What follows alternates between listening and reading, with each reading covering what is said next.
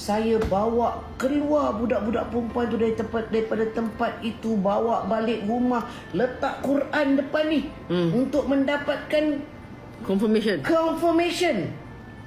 Menangis saya lah kebenarannya. mendengar bahawasanya ya Allah, mereka diperlakukan begitu. No. Bukan mereka diperlakukan seperti itu. Tangisan saya ni kepada guru itu. Ya Allah, kau didik kami ni semua dengan agama ni. Kau boleh buat benda ni. Jangan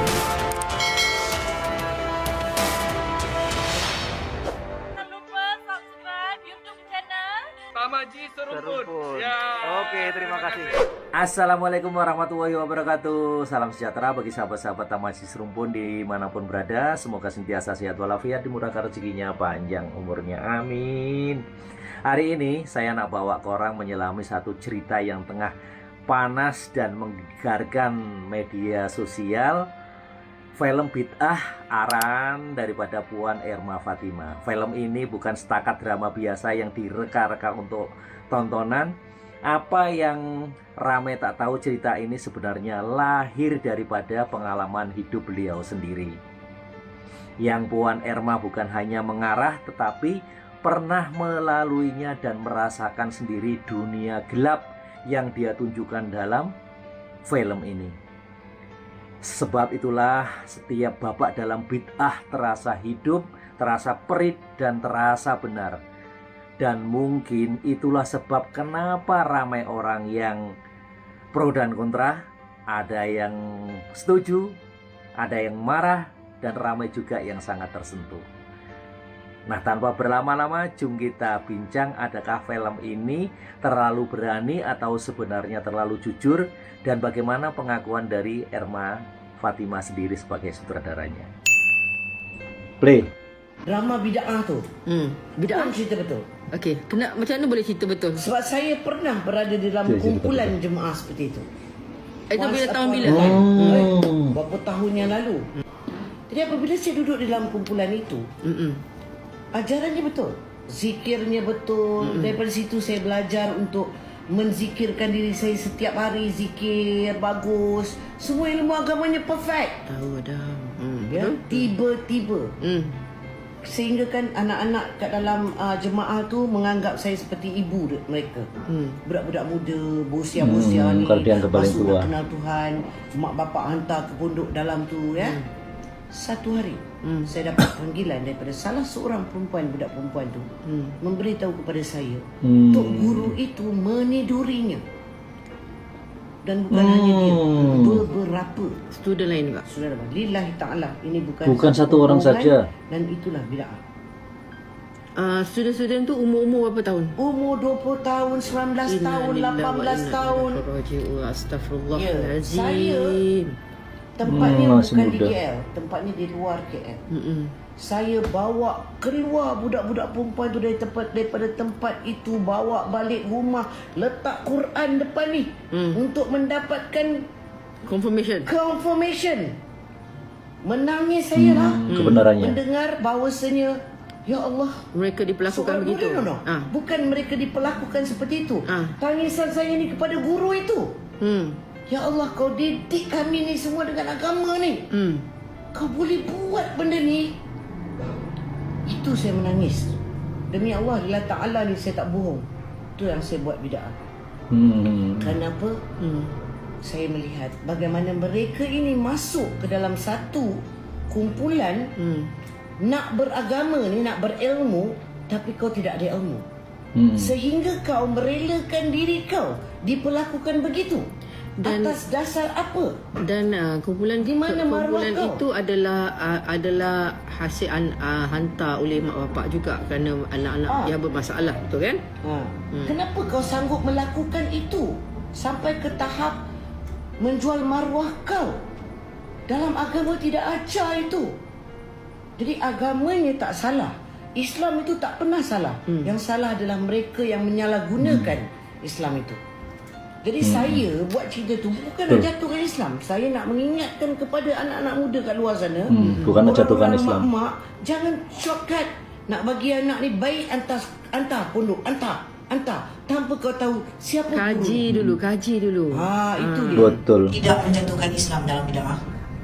Saya hanya memerangi insan yang menggunakan Islam, penunggang agama, untuk memenuhi nafsu. Ini adalah kewajipan saya sebagai salah seorang daripada orang Islam yang berada dalam Malaysia ini, untuk menyampaikan dakwah saya melalui bid'ah, untuk mengingatkan orang di luar sana bahawa dia mencari ilmu agama tidak semestinya sampai melakukan perkara-perkara yang bid'ah. Kenapa saya nak buat? Kerana saya melihat banyaknya kumpulan-kumpulan ajaran sesat yang berleluasa di Malaysia ketika ini. Dan ini adalah pendapat daripada Ustadz Abdul Somad Sabat dan beberapa tanggapan netizen berkenaan dengan film bid'ah ini. Walid nak Dewi boleh. Walid nak Dewi boleh. Kejahatan. Kejahatan apa itu namanya? Kejahatan seksual. Banyak yang tersinggung dengan sinetron ini. Saya di WA orang, Ustaz tersinggung tak dengan sinetron ini? Saya bilang saya tak singgung. Kenapa? Karena saya tak pernah bersalaman dengan santri sekali. By the way, minta kumpulkan Tak pernah. semua jemaah Tanya baik. santri, tak pernah bersalaman. Orang nak jumpa Dan tak tidak pernah duduk-duduk sama santri berdekat-dekat Orang tak. nak jumpa Dewi, mestilah Walid lagi penting. Saya tak pernah WA dengan jamaah. Kalau ada yang bertanya melalui Ustazah Fatimah. Jadi yang tersinggung berarti Terkenal. kejahatan seksual. Bagaimana pendapat Ustaz dengan filem bid'ah yang ditayangkan dari Malaysia yang lagi viral? Jazakallahu khairan. Masya Allah. Kita tak nafikan bahawa setiap golongan pasti ada oknum-oknum yang tak elok. Dari golongan ahli agama pun ada yang tak elok. Daripada orang awam pun juga ada yang tak elok. Yang ada yang baik dan ada yang tak baik. Cuma orang yang tak baik daripada penunggang-penunggang agama itu jauh lebih berbahaya, lebih dahsyat daripada penjahat-penjahat dunia. Kerana penjahat dunia dah jelas, penjahat agama ini lebih berbahaya. Sebenarnya filem bid'ah ini sangat baik untuk mencerdikkan, membuka minda umat supaya dia tahu mana satu ajaran yang baik dan yang tak baik. Kata orang Malaysia, ni kan video-video Malaysia kan, kata orang Malaysia, siapa yang makan cili dia akan rasa pedas. Oleh sebab itu biasanya orang-orang yang akan menentang, yang kontra adalah orang yang merasa kalau filem tersebut terkena pada batang hidungnya. Tapi filem ini sangat bagus kerana mencerdikkan umat, membuka minda orang. Jemaah tahu filemnya? Tak. Jemaah asyik tengok Quran je, tak pernah tengok sosmed. Ceritanya seperti ini. Saya tak menonton pula, cuma ada terbuka Terengganu juga. Potongan-potongan video tu ada. Dia ceritanya seorang tuan guru yang bebas untuk menikah batin dengan jemaah dia. Saya nak awak boleh? Saya nak awak boleh? Main pilih-pilih, main cus gitu je. Lepas tu nikah batin. Itu bukan nikah batin, itu zina. Atau saya dinikahkan Allah dengan engkau. Sejak bila? Tak ada wali suka hati dia. Atau nanti basuh kaki guru, diminum, dibasuhkan ke muka. Atau semisalnya. Ini semuanya ajaran-ajaran sesat. Allah Ta'ala. Katanya serial bid'ah menyesatkan, tapi justru karena serial itu, puluhan santriwati akhirnya selamat dari kebohongan berkedok agama. Setelah viralnya serial Malaysia Bid'ah, ternyata ada hal besar yang terjadi. Serial ini menjadi cermin kesadaran bagi banyak orang, salah satunya seorang santriwati yang akhirnya berani melaporkan tokoh pondok yang mencabulinya. Modusnya, janji-janji spiritual, manipulasi psikologis, dan membawa-bawa nama keberkahan. Sudah tahu kenapa harus pilih-pilih gurunya? Kasus ini bukan fiksi, ini nyata terjadi di Lombok. Dan yang lebih mengagetkan ada 22 korban lainnya. Kalau kamu masih bilang film bid'ah itu lebay, coba tanya dirimu. Kamu benar-benar peduli sama umat? Atau kamu cuma takut topengmu ikut jatuh? Terima kasih untuk mereka yang berani bersuara. Terima kasih juga untuk bid'ah telah menyadarkan banyak orang. Jangan biarkan kekerasan berkedok agama tumbuh. Buka mata, lawan diam. Nah, disinilah letaknya keberanian Puan Erma Fatimah. Ramai orang bila pernah ditipu atas nama agama, mereka diam, mereka simpan. Tetapi beliau pilih untuk cerita, bukan untuk awetkan sesiapa, tetapi untuk buka mata kita semua bahwa bukan semua yang berkopiah itu suci, dan bukan semua yang bercakap tentang Tuhan itu jujur. Ini bukan setakat kisah pribadi, ini amaran. Kita hidup dalam masyarakat yang cepat percaya, asal nampak watak kita sanggup serah segalanya. Tetapi film ini, cerita ini ajarkan kepada kita satu perkara yang sangat penting. Jangan biarkan iman kita dipandu oleh manusia, biar iman kita dipandu oleh kebenaran. So, kalau korang tengok cerita bid'ah ini, Jangan tengok lakonan atau emosi, lihatlah message di balik cerita ini, lihatlah kebenaran seorang wanita yang memilih untuk mengubah luka menjadi cahaya buat orang lain.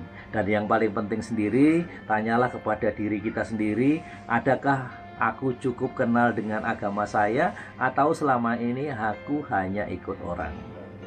Nah, sekian dulu sahabat video daripada saya. Terima kasih sudah menonton, lebih dan kurangnya mohon maaf.